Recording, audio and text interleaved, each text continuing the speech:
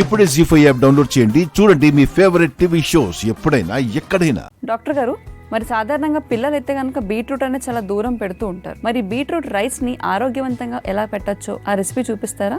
Rice వండేటప్పుడు cup rice కి 2 కప్పులు నీళ్లు పోస్తాం. అలా కాకుండా బీట్రూట్ రైస్ అసలు ఉప్పు లేని లోటు లేకుండా బ్రహ్మాండంగా టేస్టీగా ఉండే ఐటమ్. అందుకని అలాంటి బీట్రూట్ రైస్ ఈరోజు స్పెషల్గా చూపిస్తాను. బీట్రూట్ రైస్ తయారు చేయడానికి కావాల్సిన పదార్థాలు: బాసుమతి బియ్యం 1 కప్, కొబ్బరి పాలు 1 కప్, టమోటా రసం 1 కప్, బీట్రూట్ తురుము 1 కప్, బీట్రూట్ ముక్కలు 1/2 కప్, పుదీనా ఆకు 1/2 కప్, అల్లము తురుము 1 టేబుల్ స్పూన్, సాహీ జీరా 1 table spoon, lemon juice 1 table spoon, biryani ఆకులు 2, దాల్చిన చెక్క చిన్న ముక్క 1, యాలకులు 2, లవంగాలు 3, కొత్తిమీర కొద్దిగా. ముందుగా అన్నం వండుకునే ఒక పాత్రను మనం పెట్టేసాం. అందులో మేగడ వేసేసి అందులో లవంగాలు, యాలకులు, దాల్చిన చెక్క ముక్క, బిర్యానీ ఆకు, సాయి జీరా, అల్లము తురుము, పుదీనా ఎక్కువ వేయాలి. మేగడ తాలింపులో ఇవన్నీ మెల్లగా వేగనివ్వాలి. వేగిన తర్వాత బీట్రూట్ ముక్కల్ని ఇందులో వేసేస్తాం. కొద్దిగా వేడెక్కిన తర్వాత నీళ్ళల్లో కడిగేసుకున్న బాసుమతి బియ్యం కూడా అన్పాలిష్డ్ దొరుకుతాయి మార్కెట్లో. అలాంటి వండుకుంటే ఇంకా కమ్మగా అనిపిస్తాయి, పోషకాలు కూడా బాగా ఉంటాయి. కడిగేసిన వాటిని తీసుకుని వేసేసాం.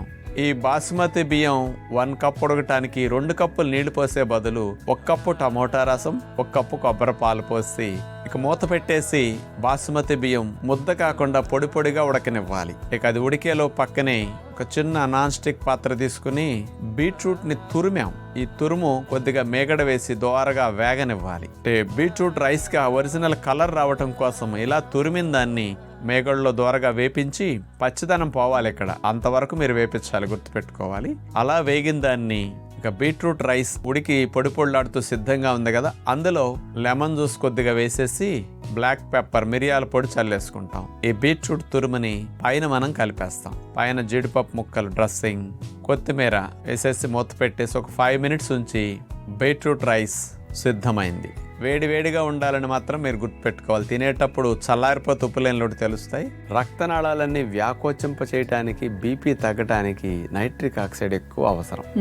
అది బీట్రూట్ వాడినప్పుడు బాగా వస్తుంది అనమాట. అందుకని న్యాచురోపతి పద్ధతిలో దుంప అని పక్కన పడేయకుండా వీటిని ఎంత వాడుకున్నా నష్టం ఉండదు, లాభాలు బాగా ఉంటాయి. చూసారు కదండి, డాక్టర్ గారు చూపించిన విధానంలో గనక ఈ రెసిపీని మనం ఫాలో అయ్యి బీట్రూట్ను ఉపయోగించి రైస్ తయారు చేసుకోగలిగితే కనుక బీట్రూట్ ఫ్రై లేదంటే బీట్రూట్ కర్రీ పిల్లలు తినను అని మారం చేస్తే వాళ్ళకి ఈ రైస్ రెసిపీని పెట్టచ్చు.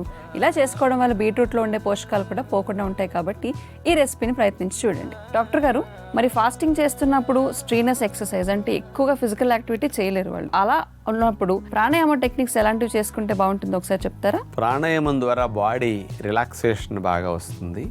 ప్రాణాయామం చేసినప్పుడు కంట్రోలింగ్ పవర్ కూడా ఎక్కువ ఉంటుంది. ఫాస్టింగ్ లో తిండి మీదకి వెళ్లకుండా, పొట్టలో యాసిడ్స్ ఎక్కువ సెక్రీట్ అవ్వకుండా కూలింగ్ ప్రాణాయామాలు కొన్ని కూడా ఉపయోగపడుతుంటాయి. ఓకే. అందుకని ప్రశాంతంగా కూల్గా కాముగా ఉండాలనుకున్నప్పుడు ఫాస్టింగ్ చేసేటప్పుడు చేయవలసిన ప్రాణాయామాలు 2 రకాలు. ఒకటి భ్రామరీ ప్రాణాయామం, 2 శీతలి ప్రాణాయామం. ఈ 2 ఎలా చేయాలో ఇప్పుడు మనం చూద్దాం. శీతలి ప్రాణాయామం. నాలిక చివరి భాగాన్ని అంగుటి పై భాగంలో ఆనిచ్చేస్తాం. నోరు మూసేసి దంతాలు 2 ఆనిచ్చేసేసి పెదాలు ఆనకుండా తెరిచి ఉంచుతాం. ఈ దంతాల సందుల్లో నుంచి గాలిని నోటి ద్వారా లోపలికి దీర్ఘంగా పీల్చుకోవాలి. పీల్చటం అయిన తర్వాత నోరు మూసేసి ఆ గాలిని ముక్కు రంధ్రాల ద్వారా వదిలేస్తాం. పళ్ళ సందుల్లో నుంచి గాలిని పీల్చటం ద్వారా ఎయిర్ కూలర్లోంచి గాలి వచ్చినట్టుగా మన లోపలికి అలా కూలింగ్ గాలి చక్కగా వెళ్ళి ఆ హీట్ తగ్గించడానికి, ఆకలిని కాస్త కంట్రోల్ చేసుకోవడానికి, మనసు ప్రశాంతంగా ఉండటానికి ఈ శీతలి ప్రాణాయామం బాగా ఉపయోగపడుతుంది. దీన్ని ఒక 20-30 సార్లు కంటిన్యూస్గా అట్లాగే చేయగలిగితే చాలా హాయిగా ప్రశాంతంగా అనిపిస్తుంది అనమాట. ఇలా ఎక్కువ సార్లు ఈ ప్రాణాయామం చేసిన తర్వాత భ్రామరీ ప్రాణాయామం. 2 చేతుల యొక్క బొటన వేలుని చెవు రంధ్రాల్లో పెట్టేసి చూపుడు వేలుని కనుబొమ్మల పైన పెట్టేస్తాం.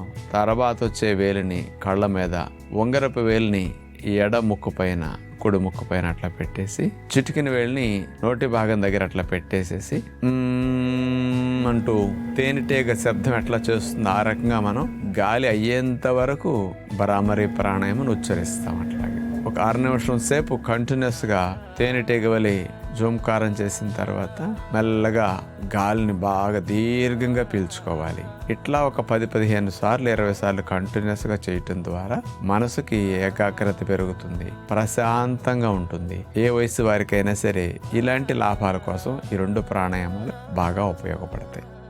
ఇలాంటి ప్రాణాయామాలు చేయటం ద్వారా అసలు ఫాస్టింగ్లో బాడీ కూడా కొంచెం చల్లగా హాయిగా ఫీలింగ్ వస్తుంది. ఈ ఫాస్టింగ్ చేసేటప్పుడు చేయటం వల్ల కూడా నిద్ర బాగా పడుతుంది, ప్రశాంతంగా ఉంటుంది, బీపీ బాగా తగ్గుతుంది, పల్స్ రేట్ తగ్గుతుంది, అంత బాడీ హార్ట్ అంతా రిలాక్స్ అవుతుంది అనమాట. కానీ బాడీకి విశ్రాంతి, ఫాస్టింగ్ అంటే ప్రాపర్ విశ్రాంతి కలిగించడానికి ప్రాణాయామాలు బాగా ఉపయోగపడతాయి. చూసారు కదండి, ప్రాణాయామ టెక్నిక్స్ ని ఫాస్టింగ్ చేస్తున్నప్పుడు ఎలా చేసుకుంటే బాగుంటుందో.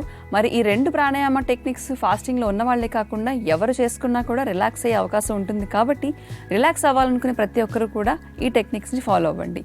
ఇలాంటి మరెన్నో టెక్నిక్స్ చూడాలనుకుంటే గనక Z5 యాప్ ని డౌన్లోడ్ చేసుకుని ఆరోగ్యమే మహాయోగం కార్యక్రమంలో చూడండి. ఈ రోజుల్లో వయసుతో సంబంధం లేకుండా పిల్లల నుంచి పెద్ద వయసు వారి వరకు ఇబ్బంది పెడుతున్న మొట్టమొదటి ప్రపంచ సమస్య ఒబేసిటీ.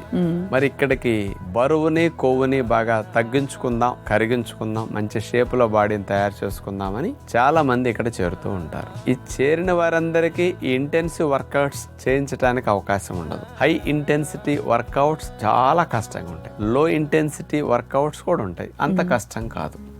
ఇలా 2 రకాలుగా ఇంటెన్సిటీ వర్కౌట్స్ అనేవి వయసులో ఉన్న 15 సంవత్సరాల నుంచి 35 సంవత్సరాల వయసులో ఉన్న ఆడవారికి, ఈ వయసులో ఉన్న మగవారికి రోజు 1 గంట సేపు తప్పనిసరిగా క్లాస్ ఉంటుంది. ఇది హెవీగా ఎనర్జీని, క్యాలరీస్ని ఖర్చు పెడుతుంటాయి. మరి ఈ ఇంటెన్సివ్ వర్కౌట్స్ ని ఉదయం పూట 1.5 గంటల సేపు రోజు రకరకాల జాగింగ్స్ చేపిస్తుంటారు. ఆ క్లాస్ వేరు. ఈ 9 to 10 మార్నింగ్ ఇంటెన్సివ్ వర్కౌట్స్ వేరు అనమాట. వీటిని 2 ప్రదేశాల్లో ఎక్కువగా చేపిస్తూ ఉంటాం. ఒక్కొక్కసారి ఓపెన్ గ్రౌండ్, ఇక్కడ కొన్ని కోన్స్ కానీ లేడర్లు కానీ రకరకాల ఇట్లా కొన్ని ఎక్విప్మెంట్స్ పెట్టి వాటితో వర్కౌట్స్ ఇక్కడ చేపిస్తుంటారు. ఉదయం పూట 9-10 ఒక మాదిరి ఎండ తగులుతుంది కదండి, ఆ ఎండలో చేయించడం మంచిదని అక్కడ పెట్టి ఇక్కడ చేపిస్తూ ఉంటాం. వీళ్ళకి ఉదయం పూట స్పోర్ట్స్ కాంప్లెక్స్ ఉంది. ఉదయం పూట ఆడపిల్లలు మగపిల్లలు, ఆడపిల్లలు ఒకవైపు మగపిల్లలు మరొక వైపు నుంచి పెట్టి ఇక్కడ కోచ్ వీళ్ళకి ఇంటెన్సివ్ వర్కౌట్ స్పీడ్గా చేయించేవన్నీ ఇక్కడ ఉంటాయి అన్నమాట. మంచి మల్టీ స్పోర్ట్స్ కార్పెట్ అడుగునుంది, మంచి కుషన్ ఉంటుంది, వీళ్ళ కాళ్ళ మీద పాదాల మీద అసలు బరువు పడదు, గ్రిప్ బాగుంటుంది, పడిపోవటానికి ఉండదు. వీళ్ళు చేసే వర్కౌట్స్ అంటే ప్రతి పార్ట్కి ఉంటుంది. ఇప్పుడు అట్లాగే వీళ్ళకి పర్టికులర్గా కింద పొట్ట తగ్గాలి, దానికి ఒక వర్కౌట్ ఉంటుంది, పై పొట్ట తగ్గాలి, దానికి ఒక వర్కౌట్ ఉంటుంది, తగ్గిన భాగం ఆ భాగం బిగవాలి, దానికి ఒక రకమైన టెక్నిక్ ఉంటుంది అనమాట. ఇంకా చాలా మంది అమ్మాయిలకి అబ్బాయిలకి ఈ మధ్య సీటు భాగం బాగా పెరిగిపోతున్నది, ఫ్యాట్ ఎక్కువైపోయాక